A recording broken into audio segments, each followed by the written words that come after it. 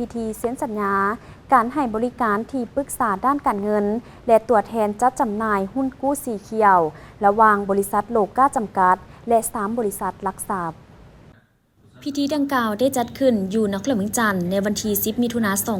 2025ในพิธีท่านสุริศักดิ์ธรรมนุวงศ์ห้องผู้ว่าการธนาคารแห่งสาธารณรัฐประชาธิปไตยประชาชนลาวได้มีคำเห็นต่อพิธีว่า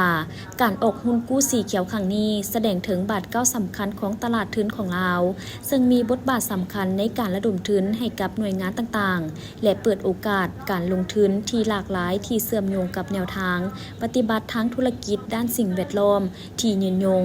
การพัฒนาดังกล่าวถือเป็นสิ่งสำคัญต่อการเติบโตทางด้านเศรษฐกิจของประเทศและการลดพรการปล่อยไอพิษท่านสุริโย วงศ์ดาราผู้อำนวยการของบริษัทโลก้าจำกัดได้กล่าวว่าบริษัทได้ขยายหอบระดมทุนด้วยหุ้นกู้สีเขียว 2.5 ล้านดอลลาร์สหรัฐเพื่อรองรับและขยายการนำใช้รถไฟฟ้า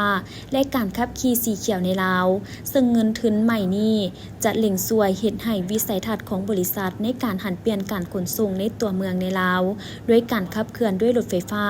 และโค้งรางแบบยืนยงได้ไวขึ้นนอกจากนี้ยังจะนำใช้เพื่อขยายโค้งรางการสร้างรถไฟฟ้ารวมทั้งฟื้นฟูปั๊มน้ำมันที่บ่ได้ใช้งานแล้วมาเป็นแหล่งสร้างรถไฟฟ้าที่เป็นมิตรกับสภาพแวดล้อมและชุมชน